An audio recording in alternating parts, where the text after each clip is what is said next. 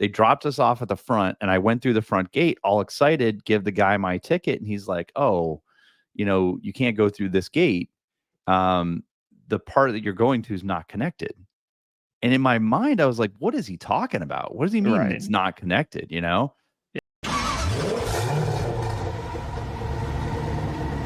Hey, Two Car Guys fans, and welcome back to another F1 episode.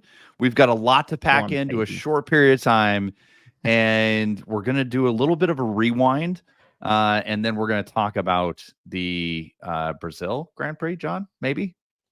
Yeah, I think that's what we're here for. I think that's what the people want. Yeah. So let's start. Absolutely. Let's start real quick with a quick apology to the Two Car Guys fans. I know some of you were watching and waiting for the Mexico F1 edition. Right. I was actually in Mexico for the F1 race, so that was pretty cool. Absolutely. I will say a lot of people were telling me, hey, it's kind of sketchy down there, and that may not be the best race to go to. For anybody who's thinking about going to the F1 race in Mexico, it was awesome. People could not have been nicer. The food was incredible. The only thing I will say about the race was it was a little bit difficult to get in and out of it because of where we were sitting. We were sitting kind of in this horseshoe thing. Right. But let's talk about the good part of it. The good part of it was we were in the perfect spot to see the podium. We're in the perfect spot to see the opening ceremonies. And for those of you who've been watching the YouTube shorts and who've been tuning in to our podcast, I may be in the new F1 movie with Brad Pitt because they filmed it right in front of us. Absolutely. Yeah. So the only crazy part about that, and John and I talked about this a minute ago, was they had like all these posters and stuff for a fake team, and they rolled out the Apex car, the F1 car, which is fake. And they had, all these pictures of Brad, and it was like, that team's not real, but the whole section below us had basically everything set up for this fake team. Man. Yeah. It was pretty awesome. It was pretty awesome. Super cool. So one thing let's talk about real quick, and then we'll kind of roll into Brazil, because a lot happened in Brazil. And actually there was a couple people who were like, hey, are you thinking about going to Brazil? And part of me was like, maybe. I'm so glad I didn't go, because did you see the amount of water coming down the stands? It was ridiculous. The flooding was ridiculous. It's gotta be crazy there right now. So let's rewind just very, very quickly 2 races. Okay. Yeah.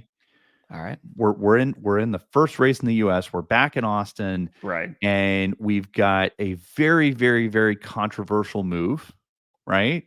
Yes. With Max and Lando. Right. And the more that's come out about it, the more people that have talked about it, including some of the F1 pundits, have been really, really critical of the fact that George received a penalty for doing the same thing Max was doing. And now we're starting to hear, some of the F1 guys saying, listen, he's basically got a cheat code. His cheat code is just overrun push him the out corner. of the corner. Yeah. Well, not even push him out, right? But just overrun the corner. Don't get on the brakes. And you have to go and make a left, right? Yeah. And he's either going to have to make a left and hit you, or he's going to have to go around you, right? And if you overshoot the corner, the front end of your car is ahead at the apex, right? And so then it gets fuzzy. So race.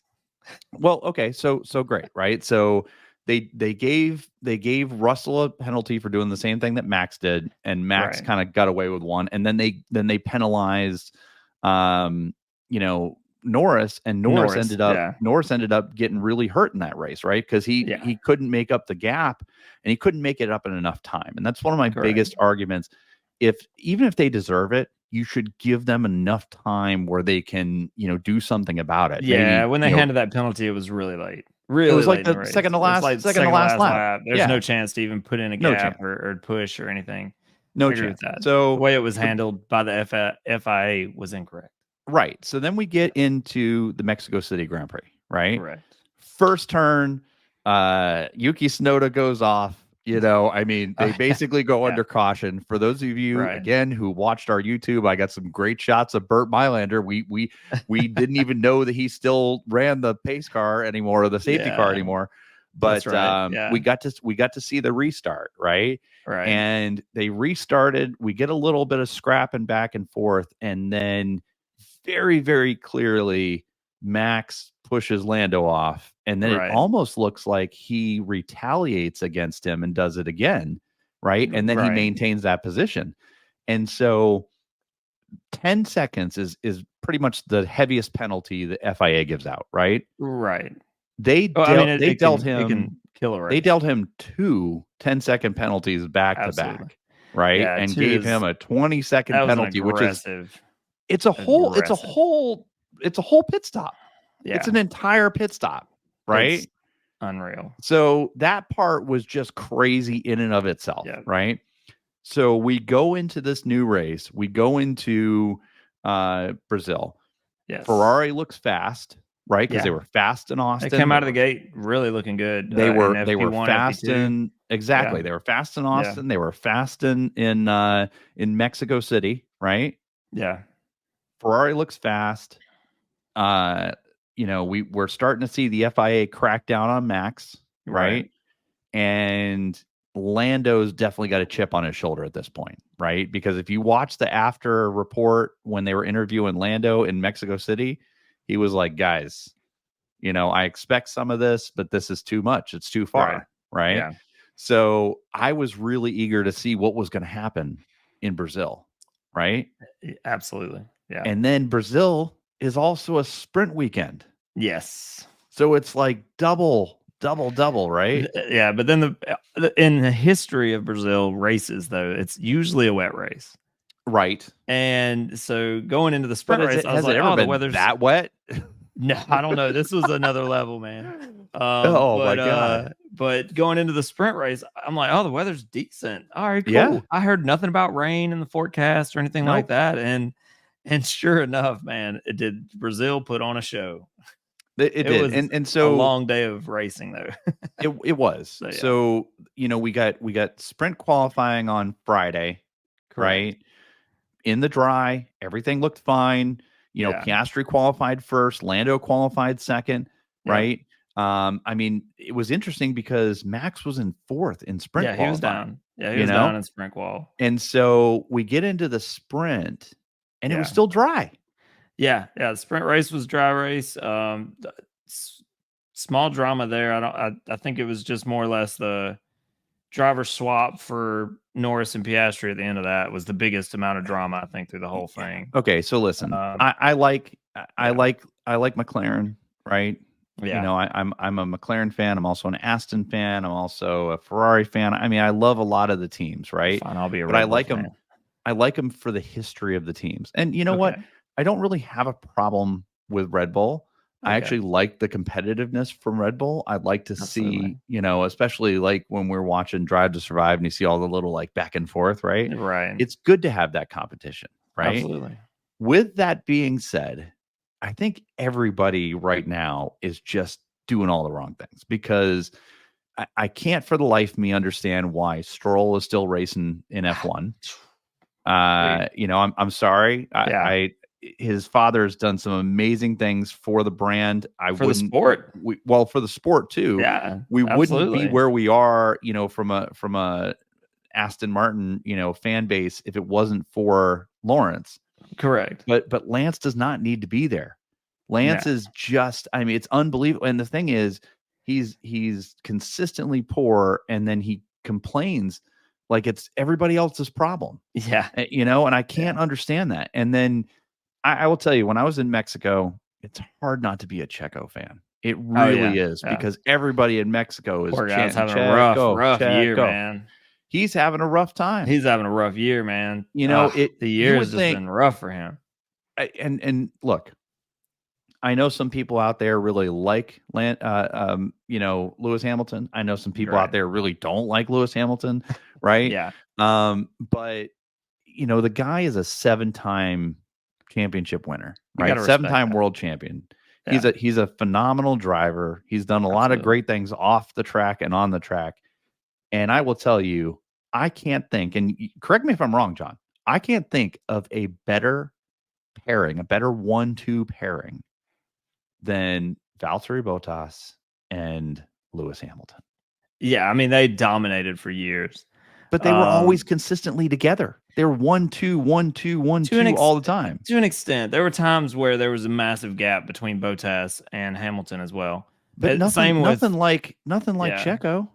No, Checo has been on another level this year, but I think I don't know the reasons, obviously. I mean, I think he's in his head. I think after that, it's like the first year at Red Bull, he was doing decent, and then the second year, it's gotten worse, and now here we are on the third, and it's. I mean, there's all kinds of rumors going around about why, right? Right. Some people are saying that they built the car around Max. It's an incredibly difficult car to drive. Everyone that's driven that car says that.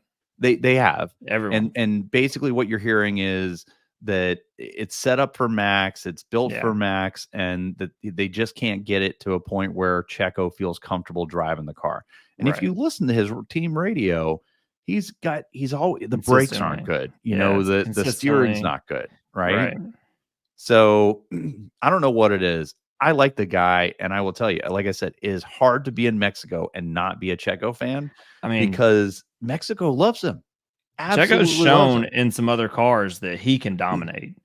I mean, in the BWT car. In the BWT car, he took literally last place and brought it all the way to the front. Yeah. And won the race. And people forget about that. They're like, oh, in the last decade, this is the best drive Max has ever done. And it is.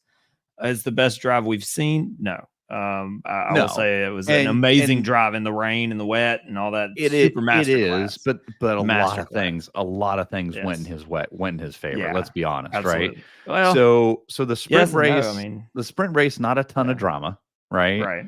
We knew Max was going to take an engine penalty going into the race. Yeah. So here I am Saturday, right? Finish up the sprint race, set my alarm to go watch the race quali. Right. Oh, yeah. Yeah. And tune into it. And it's like, okay, we got another delay, another delay. Yeah. To your point, look at the track. Yeah. I mean, it was just inches of rain, not a little bit of rain, but inches of rain pouring into the drain. Before this race, it was freshly repaved. Yes. They said it made the bumps 10 times worse than they were before. Yep. And then you turn around and add this flood. And nobody's really wanting to start on wets. Everybody's starting on inners. And it's like, you're about to see something happen. And what happens right out of the gate? Our boy Lance Stroll comes in and does his job.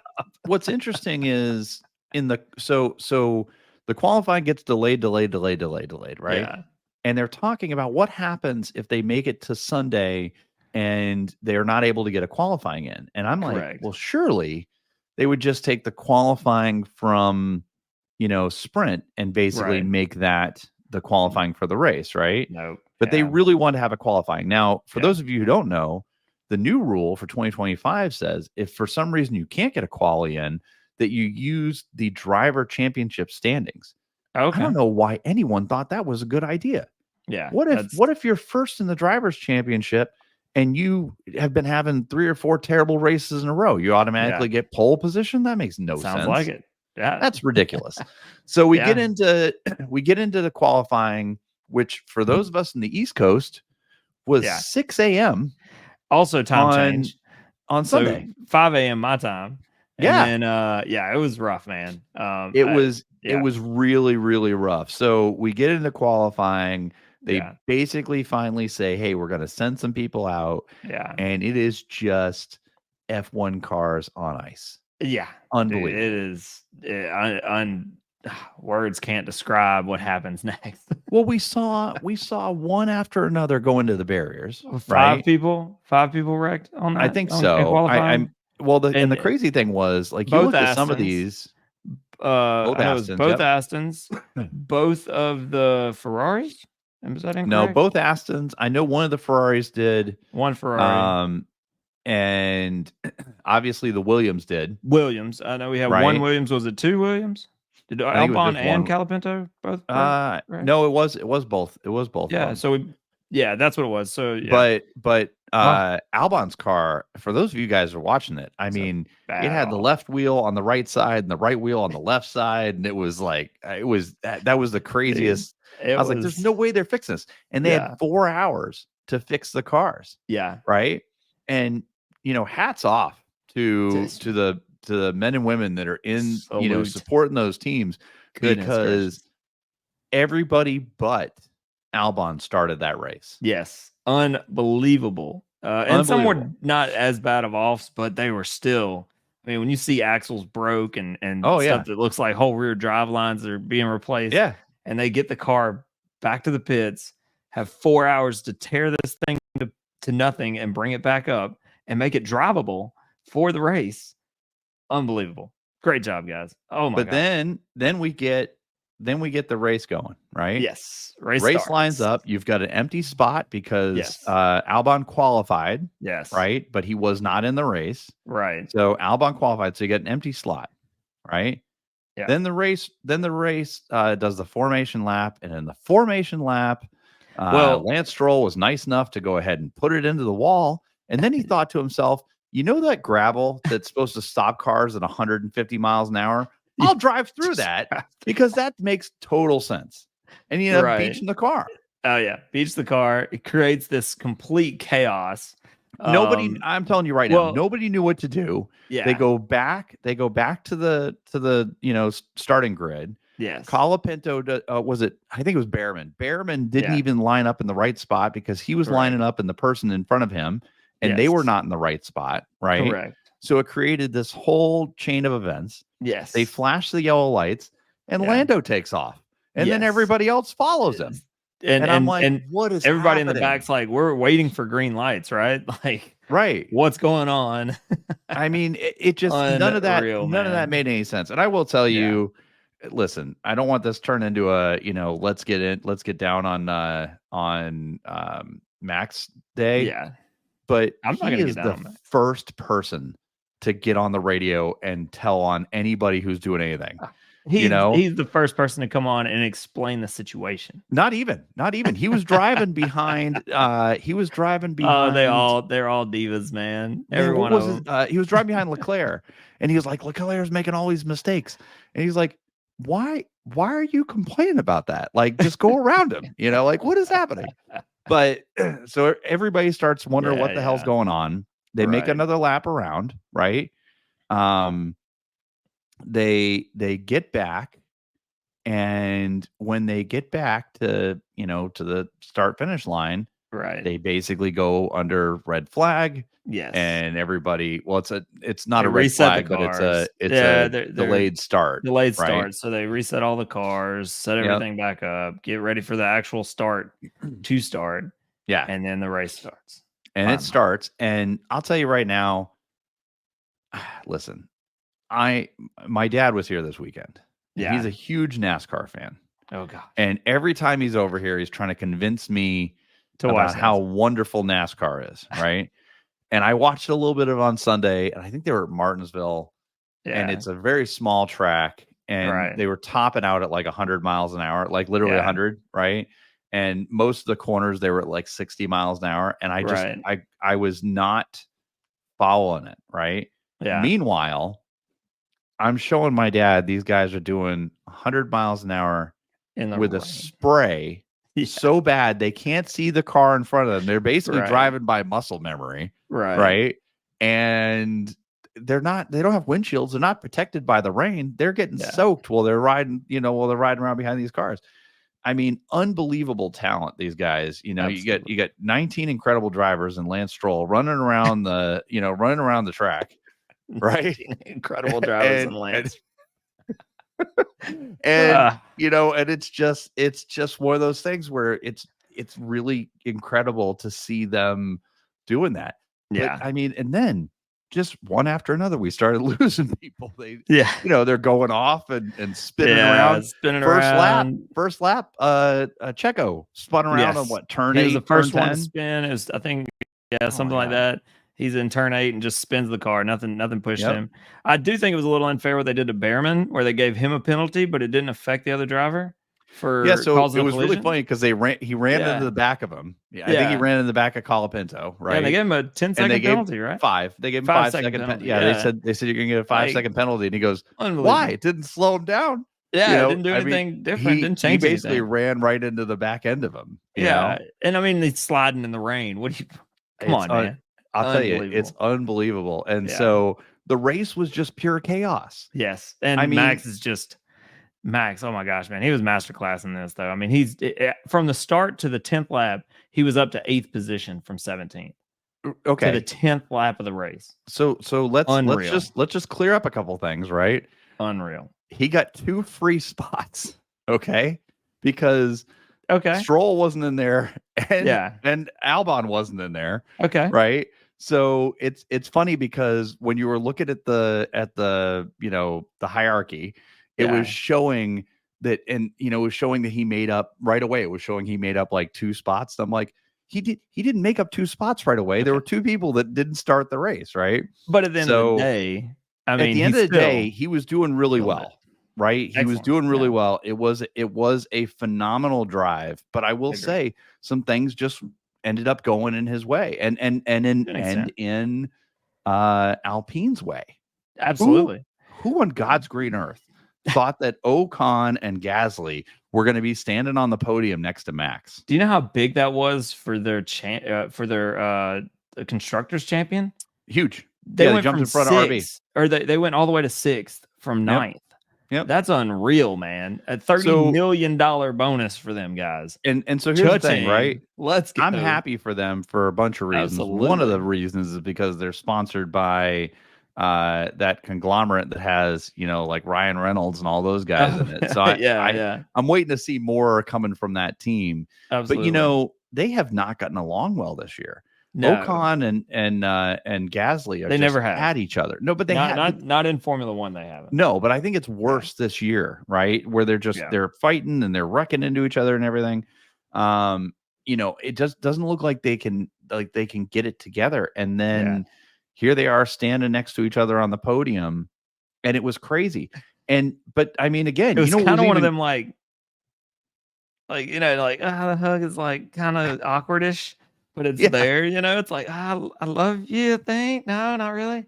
Well, I mean, but you've got Ocon, Russell, Ocon, Gasly, Russell, right? Yeah. Leclerc and Norris is all the way back in 6th. Yes. Right now, Russell was upset because he feels like he shouldn't have gone in when he went in, because as soon as he went in, they went under yellow. Him and Norris both got called out by that. But Norris was complaining about his tires before. Like laps before that, he's like, these tires are not done. I don't think I can. These tires are done. I think I'm done. I can't do any more in these tires. And they were like, stay out. And then finally they pit him in. And then sure enough, the next lap on a yellow, they pit him in. And on the next lap, it's a red flag. And it's like, you know, and that helped Max. That definitely helped Ocon and Gasly for sure. Oh, it helped them for sure, because they were the only ones at that point who hadn't gotten tires yet. Yeah. They hadn't pitted yet. Yeah. So everybody else had pitted.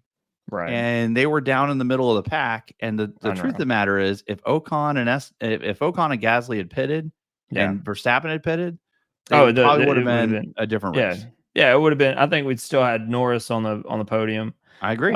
And I'm pretty sure. I mean, it would have been tough for him to even get past. I want to say it was Leclerc. Leclerc was holding Max up a lot before Big that. time. Yeah, and he went in and pitted, and that opened up the door for him to make some time up. And then obviously the red flag, he got free tires, and then continued on 4th. Yep. But I mean, here's the crazy part, right? Yuki Tsunoda, 7th place, right? Yep. Liam Lawson, 9th place. Yeah. Meanwhile, Perez is down in 11th, right? Oh, yeah, that's right. Yeah, no, Perez is 11th. Yeah. I mean, you can't do worse than the RB team, right? And in Mexico, the two of them were fighting against each other to the point that Liam Lawson gives him the bird going around the corner. They touched wheels at the beginning of the race too. Mm-hmm. Yes.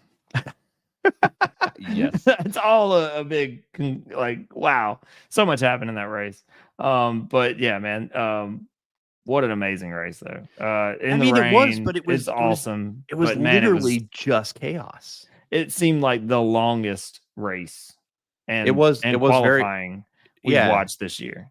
It was very long. The entire process from Friday to Sunday felt really, really, really long. Yeah. So we watched on Sunday, we watched the pre-race show and or the pre-qualifying show, qualifying. So we're up at like 4:35, watched all of that, then watched the race pre-race show, then the race. And by the time we were done, it was lunchtime. And I'm like, all right, as soon as this is over, I'm taking a shower, we're leaving. Like we gotta go. And yeah, it was wild, man. But I mean, hey, ready for the next one. Let's go, man. We're right here towards the end of the season, unfortunately, though. Sadly.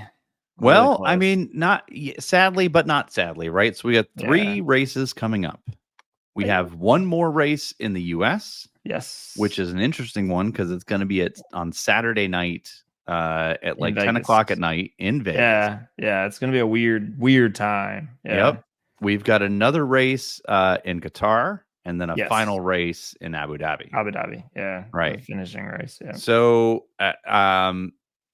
let's talk about the final 3 races really quick. And then I've got an announcement for the 2 Car Guys fans that maybe we're sticking around for, so we'll see. But so here's the thing. We've got 3 races coming up. Max is more than 50 points ahead right now, right? 64 points right now, I think. Yep. Or something. So he's going to have to DNF a couple races. It's looking like we got us a world champion, baby. Let's go. I mean, I think so, right? I think so. I will say, just from a competitive standpoint, I think the gaps for winning versus second and third are too far apart. I'd like to see it a little bit closer together. Yeah. But, and there's also an argument to be made. Somebody was saying the other day that there was discussion that they wanted to basically give points all the way to 20th place. Yeah. I think that would be kind of cool. But at the same time, I think that I kind of like that they drew a line. Like if you don't get past this point, like you're great, you can be here, but whatever. You didn't get any points. Enjoy the back. I don't know. I feel like the more you start giving out, it's like here's a trophy for doing nothing, right? Yeah. So but here's the thing, right? So we've got 3 races coming up. I think the thing that's in the most contention right now is the Constructors' Championship. Yes. I don't think that Red Bull is going to make it to the Constructors' Championship by the end of the year. No, I think it's going to be between Ferrari and McLaren.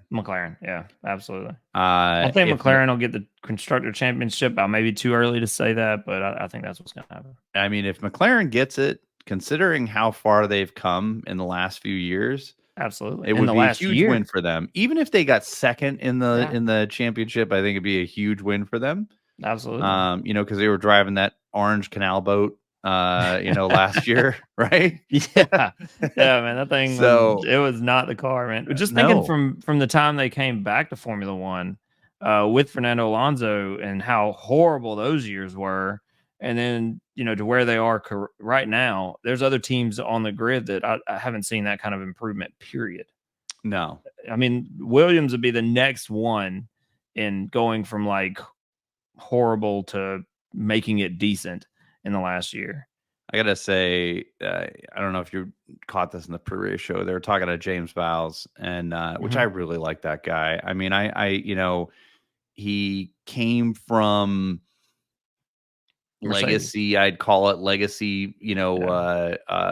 Mercedes, right? Yeah, Mercedes. And the guy's just got a really good head on his shoulders. I think he's a great team manager. I think we've just kind of scratched the surface of what that guy's capable of. Yep. But they were interviewing him, and somebody said, I think it might have been Hill said something like, do you think he's going to rue the decision? Do you think that Sainz is going to rue the decision to go to Williams? And he goes, wait, we ruined him. We ruined Williams. What are you saying? He goes, no, you rue the decision. He's like, oh, well, I hope not. The decision. Yeah, I hope not. Well, and so what he was saying is do you think he regrets the decision to go to Williams? He says, no, we've got a lot of stuff yet to come. There's a lot more, keep watching. There's a lot more going to change in the future. In the pipeline. Absolutely. There's a lot of stuff coming. I mean, it definitely sounds like from a resource standpoint, that they're behind on resources and they're looking to change that.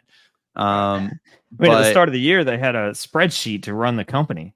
Yeah. And that's, I mean, that just going from that to whatever they're at now has got to be better. You know what I mean? Yeah. And I honestly think that they're moving in the right direction. You know, I mean, you see what they're doing with Colapinto, and I think he definitely looks like a good, like a good driver. And so we'll see. Haas has done excellent this year, man, for what shocking. The smallest team on the grid. 200 employees. I saw this earlier. They had 200 employees compared to even Williams has 1,000.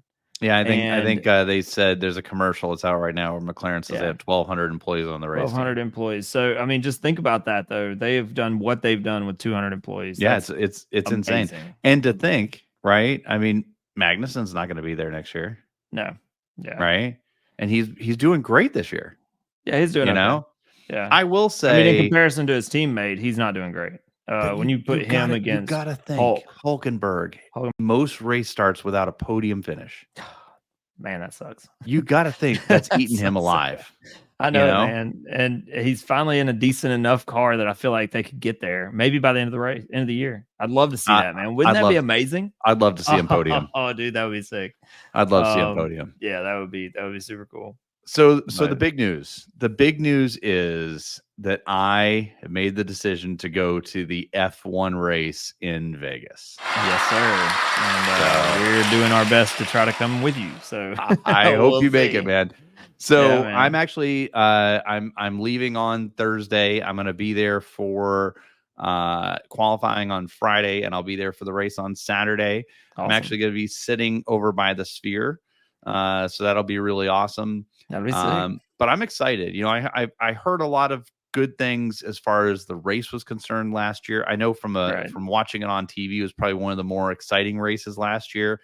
Because Max kind of ran away with everything last year, and that was one of the races had a lot more like overtaking and craziness that happened. It's a big track, man. Like I was looking at the layout. That upside down pig is kind of funky. She's a big girl. She's a big girl.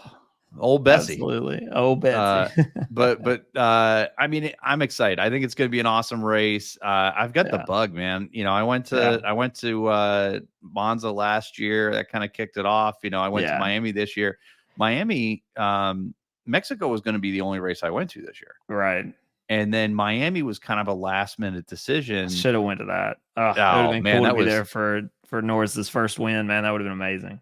I will tell you that was the best race I've been to out of the three I've been to. I know I don't have a whole lot to talk about, but but it was more than I've got. It was awesome. It was fun to walk around. I really liked the layout. I liked how they got everything set up. I enjoyed that race a lot. Awesome. I'm really looking forward to Vegas because it's way different. Every race I've been to has been the middle of the day. Vegas is going to be at nighttime. Yeah. Drinking Red Bull at 9:30 in the evening, Well, cool, it's going to be awesome. So hopefully for those of you listening, hopefully John will be there too. We will do what we did at Mexico and at least get some content that we can post up in some shorts, maybe even have some longer content on there for you guys. But we got 3 races left to go. So pretty good. I'm looking forward to some more battles and some more stuff, up at the front. But I don't know. You guys tell us, what are you hoping happens with the Drivers' Championship? What are you hoping happens with the Constructors' Championship? Let us know below. Hey, if Norris doesn't get his act together, Leclerc might come after him in the Drivers' Championship. Who knows what we'll end up with in the end? But it's going to be awesome, man. So on that, I guess that's it, boys. We'll see you on the next one, and hit that button, like, share, subscribe, and we'll see you later. Bye. Peace.